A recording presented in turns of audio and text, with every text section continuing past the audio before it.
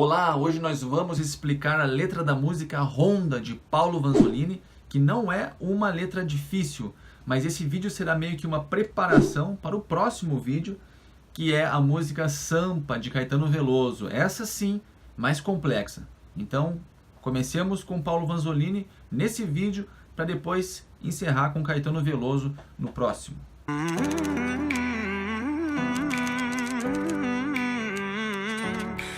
Então, primeiro ponto, o que é que tem a ver a música Ronda de Paulo Vanzolini com a música Sampa de Caetano Veloso? É que Caetano Veloso faz uma homenagem a Paulo Vanzolini, homenageando a música Ronda na música Sampa. E por quê? Porque Paulo Vanzolini é uma referência no samba paulista e a música Ronda é absolutamente paulistana. E segundo ponto, quem foi Paulo Vanzolini? Rapidamente, Paulo Vanzolini foi um cientista, muito mais cientista do que sambista ou compositor. Ele fez medicina na USP, depois fez doutorado em Harvard, voltou para o Brasil, ficou responsável pelo Museu de Zoologia de São Paulo. Ele preencheu o Museu de Novas Espécies que ele trazia das expedições que ele fazia na Amazônia e das pesquisas dele. É um cientista importante e reconhecido internacionalmente. E esse cientista se aventurou de forma poética, de forma romântica, agradável, lírica, pelo cancioneiro popular e virou um tipo de sambista da dor de cotovelo. Então vamos ouvir a música agora, você vai sentir mais ou menos qual que é a pegada dele. E é importante destacar que Paulo Vanzolini compôs mais de 50 músicas, dentre as quais apenas 2 fizeram sucesso, digamos assim, para a massa, que foi a Ronda, que nós vamos ouvir agora, e a outra que se chama Volta por Cima, essa aqui. Precisava, ali onde eu chorei, qualquer um chorava, dar a volta por cima que eu dei, quero ver quem dava. Um homem de moral não fica no chão, nem quer que mulher lhe venha dar a mão. Reconhece a queda e não desanima. Levanta, sacode a poeira e dá a volta por cima. Reconhece a queda e não desanima. Levanta, sacode a poeira e dá a volta por cima. Reconhece a queda e não desanima. Levanta, sacode a poeira e dá a volta por cima. Que já que nós falamos de Ronda aqui, Carlinhos que diz que sabe, vamos ver se sabe. Depois, conforme for ruim ou bom, eu vou contar uma história que eu digo, mas não posso dizer para todo cantor, só para Carlinhos, a gente é assim, mais do peito. Se ele cantar muito mal, eu vou dizer assim, samba é que nem osso. Tá na rua, vai na boca de qualquer cachorro. Então vamos deixar o Adalto cantar melhor. Não canta você, Carlinhos. Com a Adalto eu não tenho essa intimidade, é com você.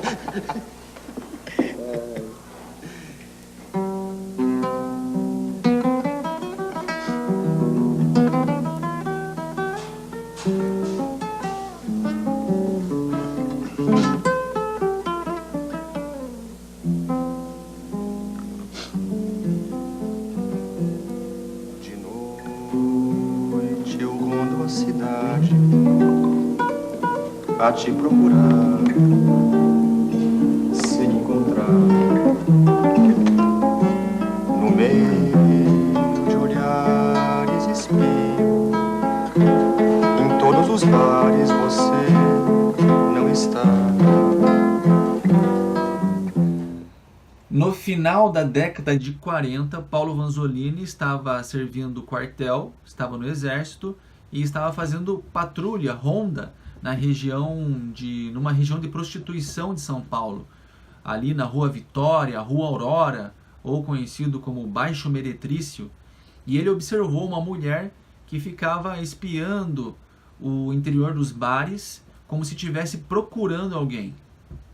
Então aqui você já consegue fazer alguns encaixes.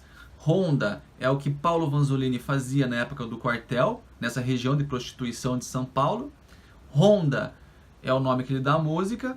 Ronda é o que a mulher está fazendo espiando nos bares, procurando esse cara. E ronda também é um jogo de boteco, de bar, onde os malandros jogam lá, é um jogo de baralho, onde os malandros jogam a dinheiro e uns perdem bastante, outros ganham uma boa grana lá. Então essa mulher está procurando esse malandro, espiando nos bares, e ele não está em lugar nenhum, ela não encontra ele. Volto pra casa batida, desencantada da vida, o sonho, alegria me dá, nele você está. Então você já visualizou a situação, né? A mulher foi abandonada pelo cara, por esse, né, suposto malandro, e tá procurando ele toda noite nos bares, nos lugares onde ele costuma frequentar. E ela volta para casa abatida, desencantada, porque ela não encontrou o cara, e ela dorme e sonha com ele. Então o sonho traz alegria para ela, porque no sonho ele está. Embora ela não encontre ele na realidade, no sonho ela encontra ele e ela fica alegre porque encontra ele.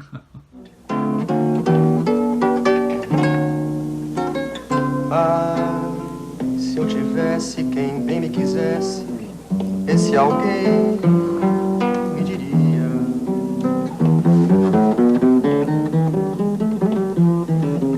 desiste, esta busca é inútil, eu não desistia.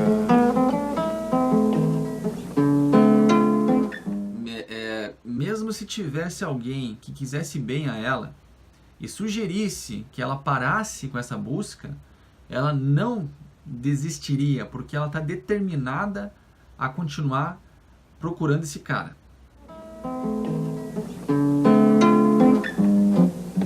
Porém, com perfeita paciência, sigo a te buscar, hei de encontrar, bebendo com outras mulheres, rolando dadinho, jogando bilhar. E com perfeita paciência, ela volta a procurar ele nos bares. E ela já imagina como é que vai ser o encontro. Vai encontrar o malandro com outras mulheres, jogando dadinho, jogando lá um joguinho de dado, joguinho de bilhar, outras formas, né, que o malandro fica lá no bar e ganha uma grana, nessa vida boêmia. Então ela já está visualizando como é que vai ser esse encontro. E neste dia então vai dar na primeira edição, cena de sangue num bar da Avenida São João.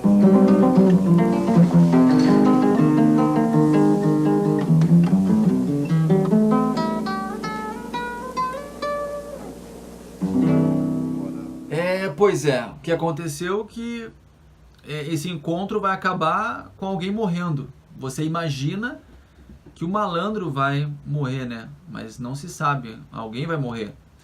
E vai dar na primeira edição daqueles jornais que quando você torce sai sangue, né? Aquelas tribunas que a capa ou é a foto de um jogo de futebol ou é a foto de um cara ensanguentado, né, em algum lugar. E acabou assim a música, acabou assim a letra. Então, Paulo Vanzolini é um cientista e essa é a nossa deixa para falar de ciência. E antes eu preciso apresentar para você onde está a ciência num plano mais amplo. Então me acompanha aqui porque isso é meio que um feijão com arroz da filosofia, que vai tratar de 3 temas: o bom, o verdadeiro e o belo. E cada tema vai tratar de um problema. O bom vai tratar do problema do que é o certo e o errado. O verdadeiro vai tratar do problema que é o que é e o que não é. E o belo vai tratar do problema do feio e do bonito, ou o que é belo e o que não é belo. E todas as quase 8 bilhões do mundo hoje, eu, você e todas essas pessoas, a partir do momento que nós acordamos até o momento que nós vamos dormir, nós estamos lidando com esses 3 problemas. O certo e o errado, o que é e o que não é, e o feio e o bonito. E como nada é tão simples assim, o tema bom vai nos trazer 2 elementos de estudo, moral e ética.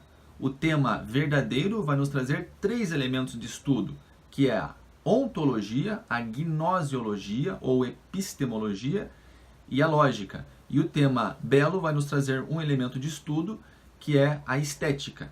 E, por sua vez, ética e moral vão tratar da manifestação do ser, a ontologia vai tratar da identidade do ser, e aqui já tem um problema, porque o ser poderia perfeitamente não ser, e toda identidade ou ideia de identidade iria para o vinagre, mas vamos tentar montar esse esquema feijão com arroz aqui filosófico.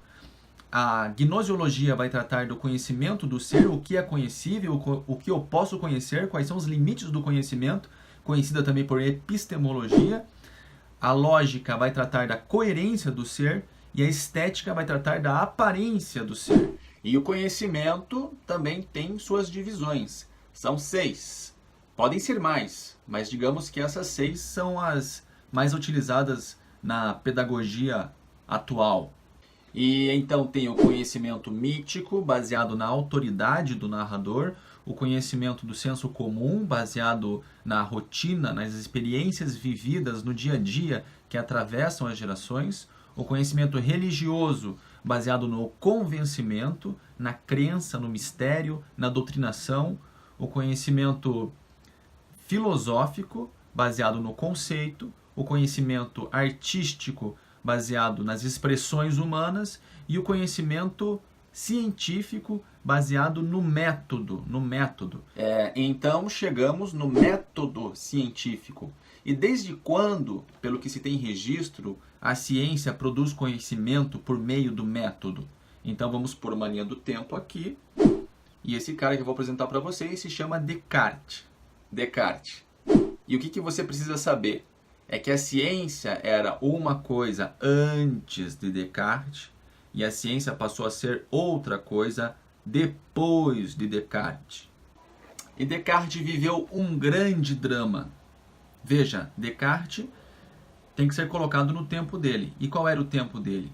Um tempo em que a ciência e a filosofia estavam muito mais preocupadas em confirmar as verdades reveladas, as verdades da Bíblia, do que qualquer outra coisa. E quem fosse na contramão disso era considerado herege, era julgado pelo Tribunal do Santo Ofício, também conhecido por Inquisição, e lá eles iam decidir o que fazer com você. Uns iam para a fogueira, outros eram destripados, outros eram torturados. Havia um leque de opções para ferrar aquele que ia na contramão do dogma da igreja.